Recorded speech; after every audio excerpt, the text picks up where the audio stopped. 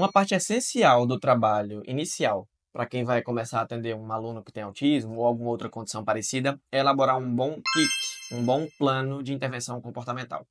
Nesse vídeo a gente vai discutir como fazer um PIC de qualidade e quais pontos que tem que ter em cada parte. Então segue o vídeo aí e vai aprender com a gente.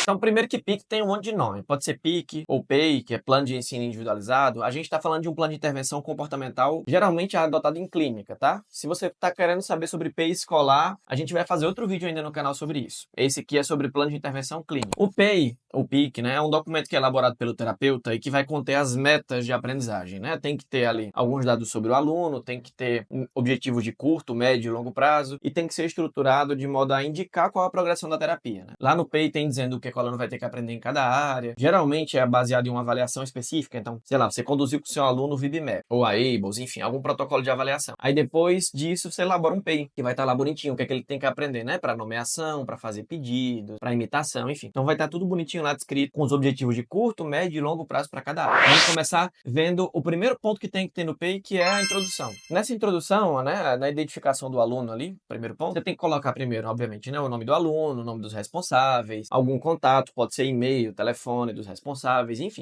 Então, nessa introdução, nesse primeiro tópico da identificação do aluno, tem que estar bonitinho ali todos os dados que consiga identificar quem são as pessoas responsáveis por esse estudante. Então, essa etapa não tem segredo, é bem simples, como vocês estão vendo aí na tela um exemplo, ó, fictício. Então, tem identificação, o nome completo do cliente, João da Silva Santos, a data de nascimento, dia tal, ano tal, enfim, tudo bonitinho aí, sem segredo nessa parte, tudo certo. Depois, hora de ir para a descrição da demanda. Essa descrição é onde você vai colocar ali por que aquela avaliação está sendo necessária e outras informações complementares a isso. Então você coloca qual é o diagnóstico e qual o perfil do estudante, por exemplo, o aluno tem TEA, baseado na sigla tal e tal, né? Enfim, se referencia ou ao DSM ou à CID, seja lá qual for o manual diagnóstico que foi usado no laudo dele, né? Você também coloca o nome do avaliador, então se é uma equipe que está avaliando ou se é só um profissional que está avaliando, você coloca aqui nessa parte. Você coloca também quem solicitou, se foi a família, se foi a escola, se foi algum médico, algo assim do tipo. E logo em seguida você bota também o histórico de acompanhamento. Escreve ali brevemente, né? O que o aluno já fez, se ele já foi acompanhado ou não por você ou por outra equipe. Então você descreve ali bonitinho um pouco do histórico dele. Ó, esse é um modelo que tá aparecendo aí na tela para vocês. Ó, mostra aí lá em cima, né? O cliente de 13 anos possui o diagnóstico de TEA desde os 5 anos, tal e tal. Equipe avaliadora, equipe tal. Solicitante. O presente relatório foi solicitado pelos pais do aluno. E ali o histórico. Ó, o aluno tem acompanhamento regular com equipe composta por psicólogo, TO, fono, tudo descrito no jeito que eu falei aí, tá? Lembrando que tudo que eu tô falando aqui é um modelo. O PEI pode ser adaptado variando, né, de profissional para profissional ou de acordo com a necessidade do aluno. Esse é um PEI padrão e, caso vocês não tenham experiência com a elaboração de PEI, recomendo seguir esse.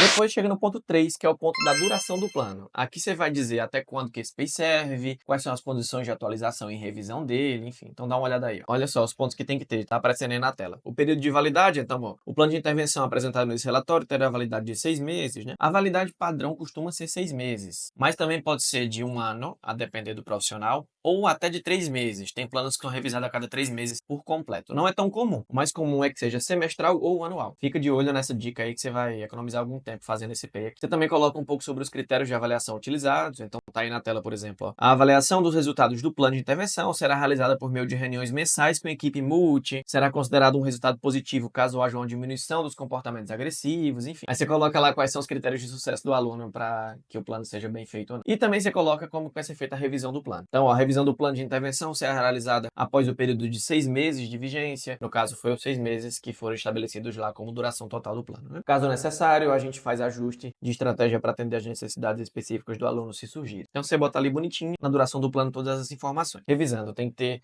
o período de validade do plano e os critérios de avaliação e revisão. Passou isso, hora do 4, que é método. Nesse método você vai contar um pouco de quais foram os instrumentos usados para avaliar. Então você tem que colocar quais foram os procedimentos de ensino, você tem que colocar quais foram os procedimentos de avaliação aqui. Então foi realizado em ambiente clínico, em ambiente natural, foi realizado na escola do aluno, em observações em casa, por exemplo, enfim. Então você vai vendo aí quais foram os ambientes que foram avaliados. Você descreve quais foram os métodos usados, por exemplo, teve uma entrevista, ou então, não, foi só observação, ou então, teve coleta de dados por meio de questionário, enfim, você coloca todos os métodos que foram utilizados. É importante que aqui nesse método você descreva entre métodos de observação, né, métodos de coleta de dados direta, na verdade, e métodos de coleta indireta. Direto é o que você está ali direto com o aluno, você e o aluno, você está observando, ou seja, você está analisando vídeos, você está olhando o próprio aluno. E indireto é que outra pessoa contou. Então, a família relatou alguma coisa, o professor relatou alguma coisa. Uma boa avaliação tem que combinar esses dois métodos, né? E no PIC também tem que estar descrito isso bonitinho. Então tá aí aparecendo na tela para vocês, ó.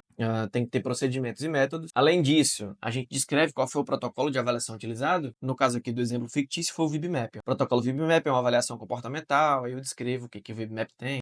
Tem 170 itens, é organizado de tal e tal jeito, tem tudo bonitinho descrito. Os participantes, né? Quem foi que participou? Também é importante ter aqui. Então, quem fez esse relato foi o professor, foram os pais. Então, no modelo aí, tá? Para vocês verem bonitinho. Por fim, no método também tem que ter as limitações. Então, algumas limitações foram observadas na aplicação do VibMap, né? Aqui você pode colocar, por exemplo, se tiveram poucas sessões, se, por exemplo, a criança estava doente no dia, e aí isso pode não estar refletindo necessariamente o desempenho dela, né? Real, o repertório comportamental real dela. Ou você pode colocar que, por exemplo, teve que fazer uma limpeza do ambiente para que o aluno se concentrasse, né? E aí talvez se essa avaliação for aplicada em um ambiente mais bagunçado, mais cheio de estímulo, o aluno não renda muito bem, né? Então, coloca aqui no método. Logo após, a hora de ir para os resultados, né? Aqui é onde você vai colocar os gráficos do protocolo que você usou, você vai colocar aqui também os objetivos, né? De curto, médio e longo prazo. Então, o que tem que ter? Gráfico e tabela do protocolo que você usou. No caso do modelo aí que está aparecendo para vocês na tela é do VibMap. Esse gráfico é do VibMap. Ele está dividido em nível 1, 2 e 3, que é o nível da avaliação do VibMap. Mas, enfim, cada avaliação vai ter um gráfico diferente e isso vai muito do protocolo que você utilizou, tá? Depois do gráfico vai estar uma análise de resultados, né? O que foi observado de acordo com as observações ou com a coleta de dados indireta. Quais foram as habilidades e dificuldades do aluno a partir dessa observação. E aí depois a discussão do resultado, que é os objetivos em si, né? Como vocês vão ver aqui. Nessa parte dos objetivos, é importante que vocês sigam esses 7 passos. São, para quem está começando aí na Fórmula Objetivos, eles são essenciais para que você tenha uma definição clara de como definir um objetivo mensurável, enfim, tudo aquilo que a terapia ABA pede, né? Que seja mensurável, daquelas 7 dimensões da terapia ABA, que até talvez dê um vídeo aqui, né? Falando sobre as 7 dimensões da terapia ABA.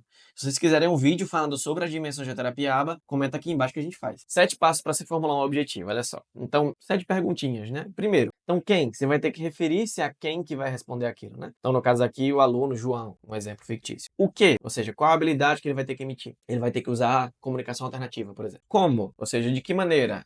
Ele vai usar para pedir comida. Depois, onde? Em que contextos? Em quais situações? Ou seja, ele vai fazer para todos os contextos? Ele vai fazer só na escola? Tem que especificar isso. Quando? Ou seja, em quanto tempo ele vai ter que aprender? Até o final do trimestre ele tem que estar fazendo isso, né? Então isso tem que estar especificado também. Com que nível de sucesso?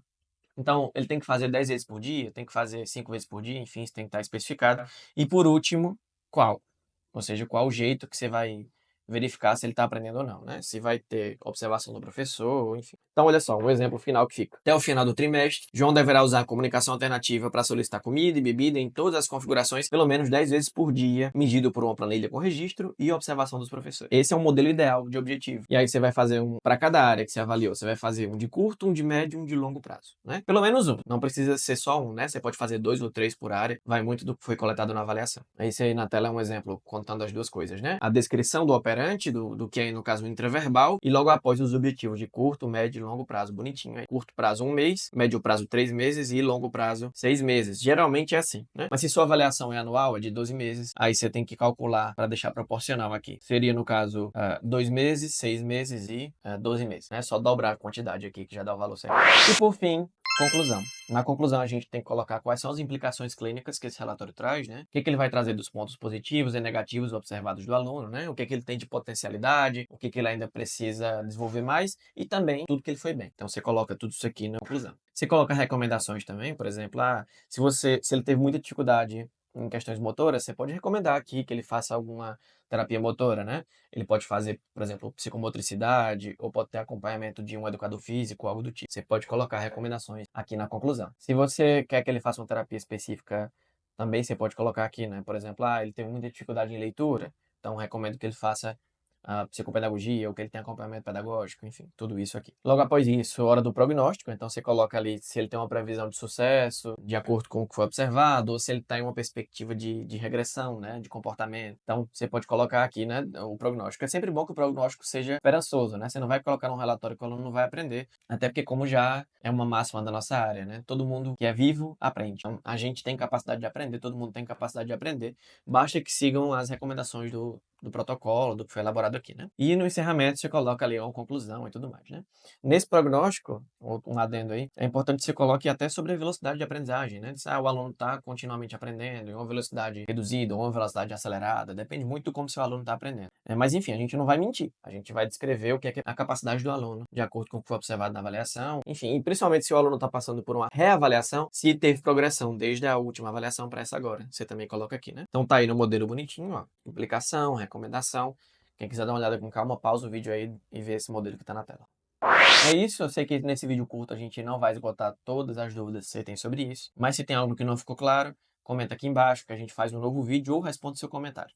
Não esquece de seguir a gente nas redes sociais, Instagram, TikTok, YouTube, a gente está em todas. E não se esqueça de se inscrever aqui também no YouTube ativando o sininho para receber todas as notificações de vídeo da gente. Temos vídeo novo toda semana, então não perca o nosso canal. Valeu, gente, até a próxima.